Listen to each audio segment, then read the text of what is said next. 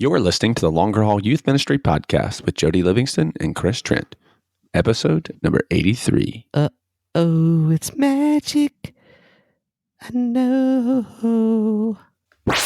Welcome to the Longer Haul Youth Ministry Podcast, helping you survive and thrive in youth ministry. And now, your hosts, Jody Livingston and Chris Trent. Well, hey, everybody. Welcome to the show. Thanks for tuning in and listening wherever you are and wherever this finds you. Thanks for making this podcast today a part of your day. If it's your first time listening, welcome to the show. Thanks for checking it out. And if you're a returning listener, maybe a member of the super secret podcast group, well, thanks for coming on back. If you enjoy the show, make sure you subscribe to it wherever you listen so you get it each and every week when it comes out. All of its goodness as it comes. So that's Jody Livingston there doing that amazing introduction. And I am the musical talent of the group, Chris Trent, who led with the magic song. So it's a solo group. It's a solo group, but you know, you're taking auditions, right? I missed my calling, I think. I'm just saying. So, yeah. So, hey, we're a couple youth pastors. Jody lives in California. I live in Atlanta, actually Marietta, Georgia, and we do youth ministry. Both hang out with teenagers a ton. Been doing it for a little while, and have been doing the podcast for a little while together. And just love to invest in other youth pastors who are hoping to do this thing for the long haul. So that's what this thing's all about. Indeed. You can find us wherever you can find people on social at Jody Livingston and at Chris Trent, over on the Facebook at The Longer Haul, and links. We'll probably have some links today and some resources and tips. So those can be found on the show notes page at thelongerhaul.com/episode 083. This will be fun. Oh yeah, man. This is going to be real fun. Real fun. So what you up to, man? What do you, what's been going on? What's your life like? Man. Well, you know, after the first of the year, I feel like at this point, regardless, you're always kind of starting to look towards summer, kind of button up some things there. We're starting to plan a little towards the fall, and just settling in here, man. It's like, for whatever reason, since we moved here, decided that it's going to rain a lot here in the desert. And so they said it never rains, but I feel like all it's done since we've been here is rain. Oh, that sounds sad. So, yeah, it is sad. It's depressing is what it is, man. It's really depressing because here's what happens. It rains in the desert. It rains really hard. The wind blows really hard. And then it floods everywhere, like flash flooding all over the place. And then the most magnificent rainbow that you will ever see in your life will come out. Debatable. Like just stunning. Bro, so I've seen heavy rain. I've seen floods. I've seen rainbows, but I have not seen... I'm just waiting on an arc. Like, it started raining. Everything turns green really quickly. Animals like show up out of nowhere. It feels like there's an arc somewhere. I'm just not getting the invite. But yeah, it's crazy. Sunrises, sunsets, and rainbows in the desert they're hard to beat. Trees, on the other hand. Trees are hard to find, yeah, but everything else is good. I mean, if trees matter to you, like, or shade, that's a problem. Yeah. You're not going to find a lot of that. A lot of Joshua trees, but they're just kind of weird looking trees. They're not even like I don't even consider that a real tree. I don't know what those things are. But how about you? Well, with my newfound responsibilities of overseeing everything a little bit, still live in middle school for the most part, but we're having to do some hiring and changing of things. And so a lot of that going on right now, and a lot of learning my new role and dealing with more emails and more phone calls and so, but it's good. I mean, I'm liking it. It's just, it's a lot. So different pace, Yeah, different rhythm. just different responsibilities and just feeling the weight of that. I was reminded it's been a little while since I've felt that, but I always tell folks that work under me, like interns and associate type folks and all that. I'm like, hey man, one day you're going to feel the weight of being like the one ultimately responsible or whatever, like, so if you're going to be the ones getting the emails or the phone calls, I mean, that's that weight of that. Right. And so I felt that as the middle school pastor for years, for 14 years, I felt that. And I've told guys, I don't know, hey, listen, one day, girls under me too, like, hey, one day, whenever you're out there on your own, you're going to feel the weight of that, so just be ready. I can't completely give that to you. Like, ultimately, I'm still the one responsible. And it's been a while since I experienced that. But man, when I experience, like, all of a sudden now when I'm doing the student pastor thing, it's like, oh, okay, well, I've got a new responsibility. So like, I'm picking out, with help from my team. It's not like it's just me, but ultimately the final decision, who are we going to have speak at our Good Friday service? Right. It used to, our student pastor left. That would be the final decision, would be him, and now I'm like, oh, I got to make that final decision. So if it's good, yay. If it's terrible, it's like, right. Oh, that's what that feels like. And so I would just remind everyone listening, here's a little free lesson for you. I didn't know I was going to say this, but sometimes when you're thinking about your pastor, I think that same thing applies, and other people in the church, the worship pastor and anybody. I mean, it's just different depending on, the responsibility. So, yep. There you go. Yeah. That's a good reminder though. Yeah. I'm feeling that. I'm starting to kind of get my feet under me and and you have more responsibilities and where you're serving now. So there's a weight that comes with that, Yeah. And like in my case, I'm still trying to figure out, in a lot of things, like why we do what we do. Yeah. Yeah. So like, I don't have the history that everyone else has. And so trying to figure out what's the goal and the intention behind a lot of these things. And and not surprisingly, a lot of times no one knows. It's just what we've done. And so, so that's been good. But I can relate to that. Well, it's awesome. For sure. Good times. But yeah, man. Yes, sir. Well, dude, we got some amazing friends. Do you know the friends I'm talking about? We do. Yeah, I like them. They're good friends. The folks over at YM360, they help make this possible for everyone and for us when it comes to the costs that are involved, of hosting this thing. So we appreciate YM360 a ton. Huge resource to you for curriculum, camp, D-Now curriculum, their games app. I mean, all of the things that they do is just top notch, including training type resources for your youth workers as well. So if you're in the need for something, looking for some type of content, consider just taking a look at their stuff. Good stuff for sure. There's a promo code that'll help you as well. Longer Haul.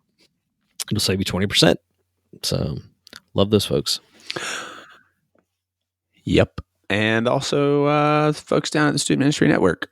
We appreciate those guys as well. So studentministrynetwork.com. They've got tons of resources as well and I would say, I think those guys do a really, really good job of helping you as a youth pastor grow and I was going to say mature. Maybe that's the right word, but like kind of a little more of a somewhat informal coaching, some network, that type of resources to help you grow. And they're just really, different, a little bit different than a sponsor. This really have just blessed us, with trying to help make this thing happen because they believe in youth pastors, and that part's huge. So appreciate that from them to Georgia Baptist Mission Board folks. That sounds so, but it is what it is. So yeah, so it sounds so grown up. They're awesome, but yeah, good people.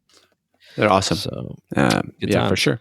Okay, so I'm pumped. Are you pumped, dude? You're finally going to do your magic trick today. No, I'm not. But mainly because I keep telling you this, there's no video. Although I do have an idea that I'm working on, no joke. I just don't know if we can pull off. So we did this interview at Conclave. This is one of our interviews that we pulled off at Conclave, and really excited. Jared Hall is who we've got on today's episode. Now, if you don't know Jared, he is a traveling illusionist / magician that has, depending on your denomination, who's been doing this, man, for a good while now, and he's been just literally all over. Well, he's been all over the world actually doing this now, and just really good stuff. And he tells part of his story today about the impact that his youth pastor had on him, which is awesome. It's just a great, encouraging story. So I would encourage us to listen from that standpoint, just as a little dose of encouragement. Jody, I'm curious, I can't remember if we've talked a lot about, I know youth ministry had an impact on your life, but is there like a specific example you can think of how your youth pastor, impacted you? Yeah. So, I grew up in a really small church, and there wasn't like a long-term kind of paid youth pastor position there. There were a couple of folks though that kind of took on the student ministry in a volunteer or maybe a part-time role. Yeah, man, I think like coming in, they just made themselves available, right? And so a lot of things you'd imagine we had games and lock-ins and whatever. But just the things I remember most from that were just the conversations that would happen, or hanging out at their house, or, I think just that they just seemed to always be able to see more in us than we could see for ourselves. Yeah. And at the time, I didn't recognize that, at all. And I would imagine they probably didn't feel like they were making much of a difference. But there's no question that I wouldn't be here today doing what I'm doing, or even really faithful as a believer without that impact and influence in my life. How about you? What about on your side? Well, I mean, my testimony as far as when I trusted Christ is all tied to a youth pastor. I mean, I was completely unchurched and was, my parents had divorced in middle school. So going up into high school, completely unchurched, and grew up in the South. So of course I've heard of Jesus, maybe went to a VBS kind of thing a couple times, as a kid, but it really didn't understand it at all. And a youth pastor, even though I didn't go to church, ran into him and he just said, hey, do you want to go to youth camp? And just invited me to youth camp out of the blue, and actually didn't even charge me for it. Just said, look, it's covered. I got it. I'm like, okay, cool.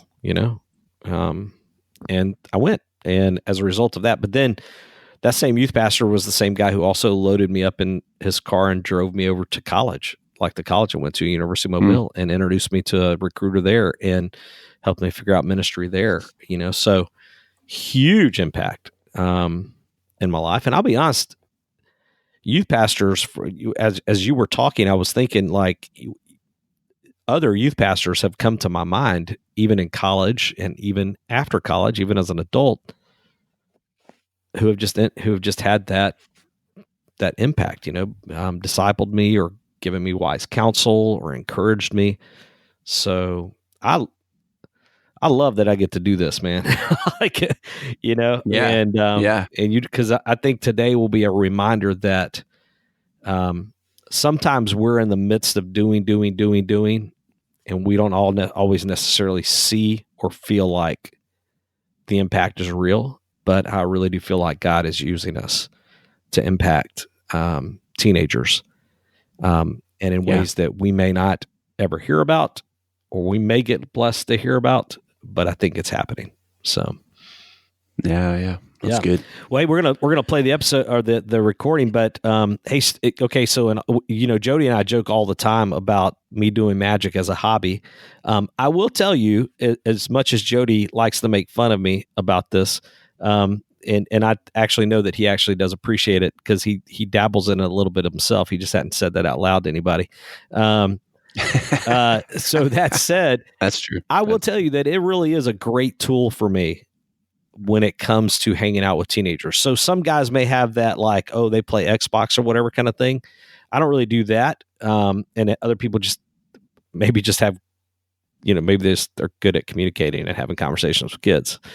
I'm okay at that. But for me, man, it's just been a really solid, fun resource every once in a while to break the ice with kids. And so if you stick around to the end of the episode, if you've ever considered dabbling a little bit, gosh, when you say dabbling in the magical arts, it sounds like I'm trying to invite you into Satanism. If you've ever considered dabbling into the satanic power of magic. No, that's not what we're talking about. But if you've ever considered maybe, I wouldn't mind learning a few card tricks, and I'll tell you about a couple other things. But you got to stick around to the end of the episode. And Jared, man, listen. Jared, one of the best. I love this guy personally. Oh, yeah, for sure. He's a good friend of mine. So obviously I'm a fan, but I'm also a friend of his. And on top of that, dude, I'm telling you, he's the real deal. But he is a talented magician. Like as far as magic goes, his up close stuff and on stage, and he's funny. So yeah, enjoy and stick around, and I'll give you a couple websites that you can check out if you want to learn a couple things. Sound good? Yeah. Or yeah, man. what? All right. Here we go. We'll jump in. Ta-da.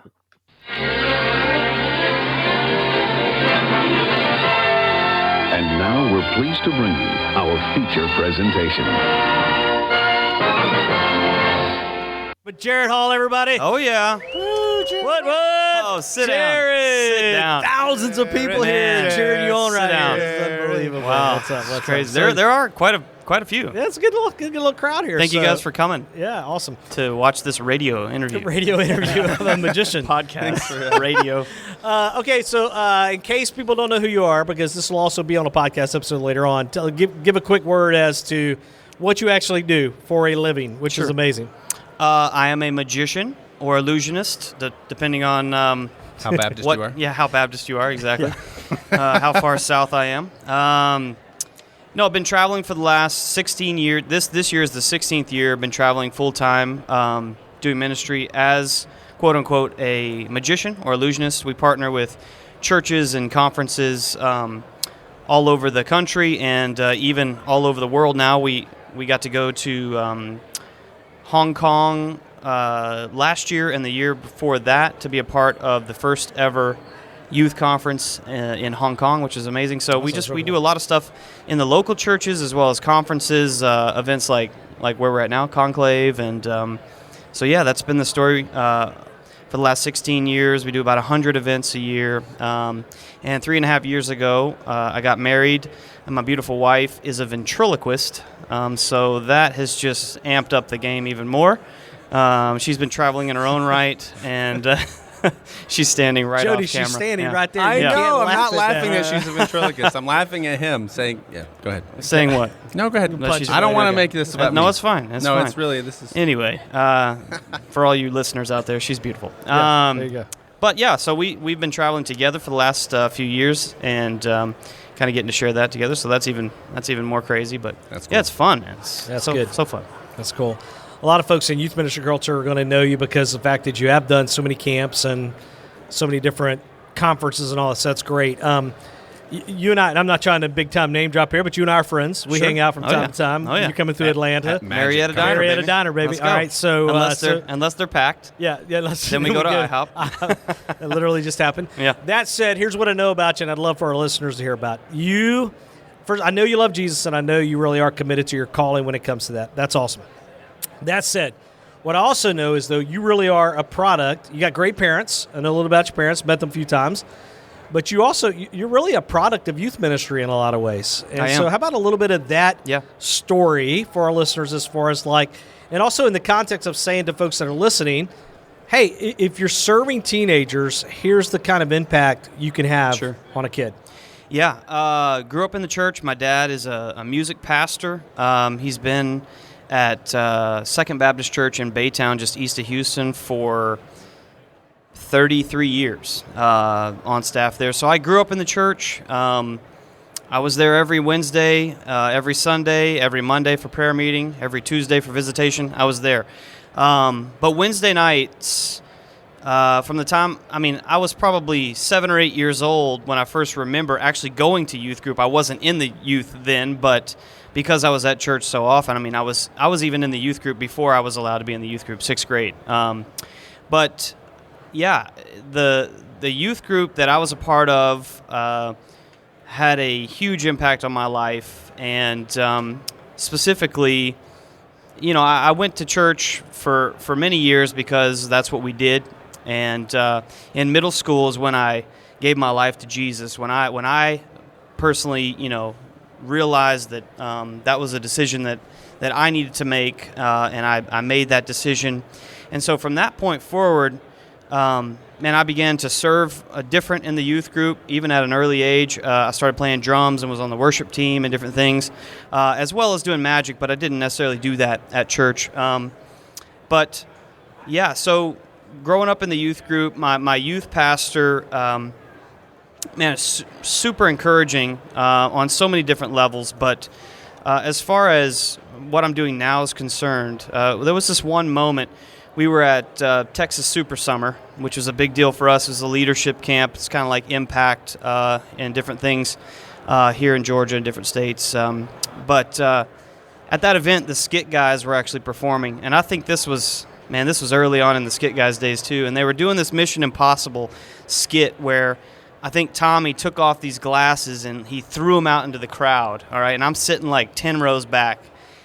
And I just ate up anything like this. Anything that wasn't like a band or the speaker for the event, which I always love those guys too, but like anything that was different, just with the nature of me doing magic, I was so into that. And he threw these sunglasses out into the crowd as part of this skit. And I remember closing my eyes and reaching my hand up and catching these sunglasses. Sweet.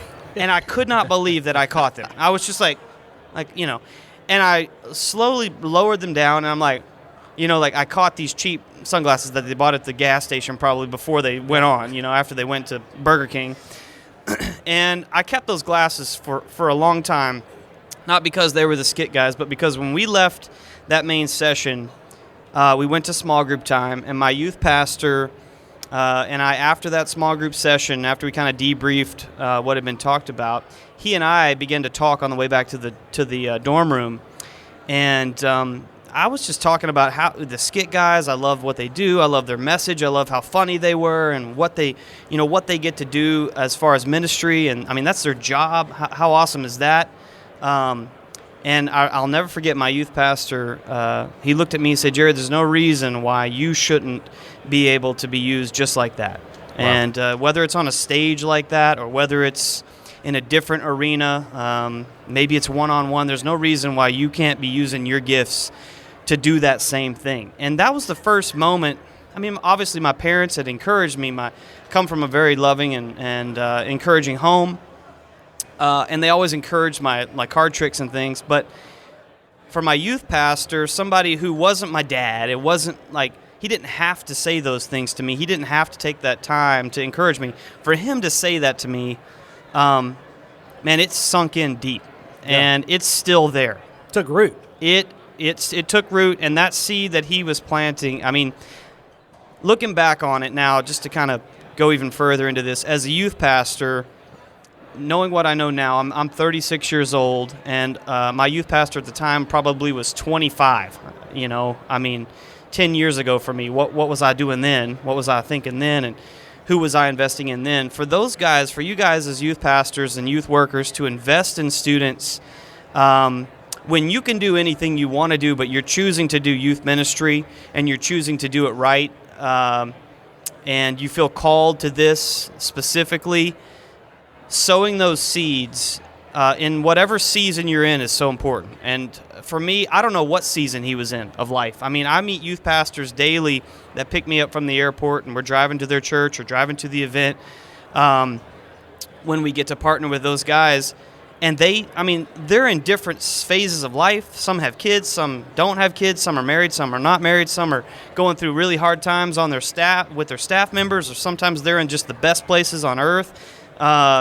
Whatever season you're in youth ministry, don't hesitate to continue to sow those seeds, because even though you might show up on a Wednesday or a Sunday and you might be going, you know what, I'm not ready for this, I'm unprepared, I don't have the skills for this, maybe I'm not in the right mood or in the mindset. If my youth pastor would have hesitated back then on me, I don't know that I would be doing what I'm doing now. I don't know. Yeah. And to take that even further, Tommy and Eddie, those guys over time, I'm on some of the same stages as those guys. And I remember the first event that I shared the stage with the skit guys. It was the skit guys one day and then me the next day at this conference. And Tommy and Eddie came up to me backstage, and I just about fell off my chair because, I still look up to those guys, and they still have that impact on me. And the skit, the Mission Impossible skit, I don't even remember the whole message about that, but to this day, those guys still, they sowed that seed in me many years ago as a student. My youth pastor did the same in a different way, and they both have just continued to water that seed. And guys like yourself, I look up to all you guys in youth ministry because I get to be on stage for an hour, and I don't get to see necessarily what happens in the weeks to come and the months and the years in these students. And you guys get to see the growth. You get to see the end result a lot of times. And a lot of times I sometimes get discouraged when I'm just there for one night, and I get to kind of sow that seed, plant that seed, and hope that something comes from that. But man, it's just an honor to be here, especially at Conclave with all of you guys, because you guys are my heroes. So that's really good. Really good. I was going to say, what I hope folks hear in that is like what your youth pastor did, and even really what Tommy and Eddie did in that moment is that they spoke the gospel into your future. Like they helped you see beyond the moment. And I think for a lot of our students struggling, like, what does God want for my life, or what is God's will for my life? Like, how many times do we have that conversation as a student pastor, right? What they did in that moment, it probably even felt really insignificant in the grand scheme of everything, but they spoke and painted a picture of what the gospel would look like in your life following that moment. And I think you're right. There's a lot of times as a student pastor where you come in and you're just tired, or you've had a really long week, or you're not quite feeling well, and then all of a sudden you're faced with this moment that may not seem like much, but in the end carries beyond into a student's life, and that's great. Yeah, and we're gonna go for just a minute. There'll be a little bit of background noise here for a second, but we're gonna talk for a second longer because I think what I love about this as well is hearing those little moments that we have really do matter. But when you're doing it day in and day out, sometimes we forget that. Yeah. Sometimes we forget that those moments matter, and your youth pastor, like you said, taking that moment, just huge, and the impact that it's had, and ultimately leading to you doing what and now the opportunities that you've had to sow seed, and how that continues to and that was all the result of that moment. And honestly, and I think you would agree with this, he has a little bit of a hand in every decision that's made as a result of what you're having to, what you say. Well, and it's encouraging for me, the encouragement from the skit guys or whoever. There were a lot of guys that encouraged me, not just the skit guys. That was just that moment for me. But there's been so many down the road that I've gotten to meet that have encouraged me. But they are a part of everything from that point forward. And for me, getting to pass that down, that is what motivates me, is to okay, who am I encouraging? Who am I speaking life into? Who am I sowing that seed specifically so that they can continue to go and do that, so that I can be a part of that legacy? That's what it's all about. And as far as your students are concerned, that would be the hope and the desire, I would think. Beautiful. As we wrap this up, 2 questions. One, first magic trick. First magic trick I ever learned? Yeah. The ball and vase. Ball and vase. Yeah. It's a good one. If you don't know that, just look it up. Google it. Ball and vase. And second, how can we find you? How can folks listening, and if they want to find you, you're everywhere I know. But jaredhall.com is the website. Yep. I am Jared Hall on Instagram, Facebook, Jared Hall fan. If you find me on there, you'll if you go to the website, you'll find it all. So. Find it all. Beautiful. Yeah. Thanks for hanging out, man. Yeah, buddy. Hey, if you're sticking around, he is going to do what he promised. He's going to show y'all how to do a magic trick if you're interested. Oh, yeah. And it's amazing, I think. So I think I'm going to watch it as well. It's one of the best. It's one of the best. So we're going to do that also, and we're going to go from there. Awesome. Great. Thanks. Cool. Jared's awesome. When I grow up, I want to be Jared Hall. Yeah. Well, you got. I mean, it's possible.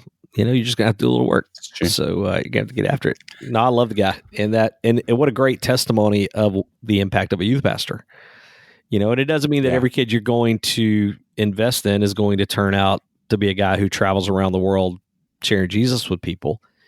But ultimately, you just never know when a moment that the Holy Spirit's going to use you to just do something powerful like that. So it's good, man. It's real good. No, that's good. I can't wait, and maybe it won't matter, but I think a lot like how fascinating it will be, or it would be, to know all of the people that you see out front leading in ministry, who you would say have had this incredible impact. Like to find the people that no one ever hears of, that is often the one who kind of the Lord used to propel that person to that place that history is oblivious of, Yeah, seriously, man. I just think it's cool. There's a lot of youth pastors in that list. Yeah, I think so. It's that, what's the old 3 degrees of separation or whatever it is, I mean, that potential domino effect there is unreal, and it's so good. So, well, hey, I promised you if you stuck around, I would give you a magic trick. I did not promise that, Jody. But I did promise. Well, technically, I'm going to tell you how you can do one. In all seriousness, listen. So it really is a fun tool that I utilize, and I started out with card tricks mostly because it's easy to toss a deck of cards, into your book bag and pull out and do a few things. But the beautiful part is if a group of kids are sitting around at camp. And if you were by chance to see this fluke thing of them not being on their phones, but rather actually playing card games, that would be amazing. You can say, hey, let me show you something, kind of deal. Standing in line, waiting for something, whatever. So started out with card tricks, but then I quickly kind of got into some of the other things as well. Sponge balls in particular those are my favorite.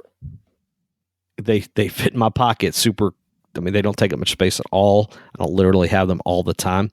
But, technically, they're always in my book bag. Great. If you don't know what that is, look that up as well. Huge, and takes a little work, but worth it, because on a mission trip type setting, again, bam, right? So that some coin magic type stuff. I don't do a ton of money type things, but there's a couple things that are incredible. All right, so here's 3 things. If you're interested, like for real, if you're listening and you're like, you know what, I wouldn't mind learning a little bit of something. Here's the first thing I'm going to tell you, in all seriousness. Go to Penguin Magic, penguin like the bird, penguinmagic.com. All right. First of all, you just want to watch a bunch of crazy stuff. It's unbelievable. But go to penguinmagic.com. And if you want to learn card tricks and you're kind of new and you maybe know a couple, but you really want to dig deep, first of all, don't go to YouTube and watch how-to videos. They're terrible. Go by, honestly, because you need a foundation. If you really want to learn some stuff, you got to learn basically a foundation of basic card manipulation type stuff. Go get Oz Perlman, OZ, Oz Perlman's Born to Perform Card Magic. Now, I don't think I was literally born to perform card magic. I think Jesus has bigger plans for me. But that said, I watched that DVD, digested it. It's got 5 ridiculous, but it's not just a DVD. It's a download as well. It's probably like $25 or more, but just phenomenal. And if you take the time to learn the basics from that thing, you're going to have 5 mind-blowing tricks. That's one idea. Sponge balls, if you wanted to learn that, Sponged by Jay Nobilizada, also on Penguin Magic. Sponged, like the word sponge with an ED at the end of it. Really, really good. Take the time, learn it. They fit in your back pocket or your front pocket. Really good. Do you do some SpongeBob magic, Jody? Yeah, that's my favorite. Yep. That's probably I'm probably better at those than the card tricks, just because, like you said, they're easier to throw in my bag. Yeah, in my bag. And so, what I really like about that is it happens in their hand a lot. Yeah, dude. Yeah, because you go like, oh, you put the one in the hand and it becomes two. It's like, what the devil is that work? Yeah, okay. It's so good. So, and then okay, I don't even know if I want to say this one out loud. Listen, if you want a really cool trick you can carry in your wallet, check out Extreme Burn Locked and Loaded. It's a guy by that sounds intense. It is. It's by Richard Sanders, and it's a pretty self-working trick. It wouldn't take long to learn. You have to make it. I don't want to give away too much, but I'm telling you, it lives in my back pocket always. And it is good. Extreme Burn, Locked and Loaded by Richard Sanders. I think it's available on Penguin Magic also, but you want the Locked and Loaded version. Trust me, I can't tell you why, but you do. We'll have links for all that. You've seen that. You know my Disney dollar trick that I do? Yeah, that's what that is. It's good. That's real good. Like I'm telling you right now, son. But you can go like I do Disney dollars, which may not make sense to anybody, but you can go like 1s to 5s or 1s to 20s. I'm telling you. Bro. All right, so that's nerded out. You may not care about any of that stuff, which is fine. If you don't, if you think magic is of the devil, that's fun. But I'm telling you, man, it's a lot of fun. And listen, if you ever are seriously interested, reach out to me personally on our Facebook page. If you ever want some tips, if you're like seriously interested, and I will be happy to have this conversation, man, because I love it. What? Yeah, for sure. All right. Links for all that will be on the show notes page at thelongerhaul.com/episode 083. Beautiful. As well as we'll have some links to Jared that he mentioned, just how to get a hold of him and find him. He's a great guy for sure. Man. So I think that'll do it for this episode. We'll see you in the next one. Peace out.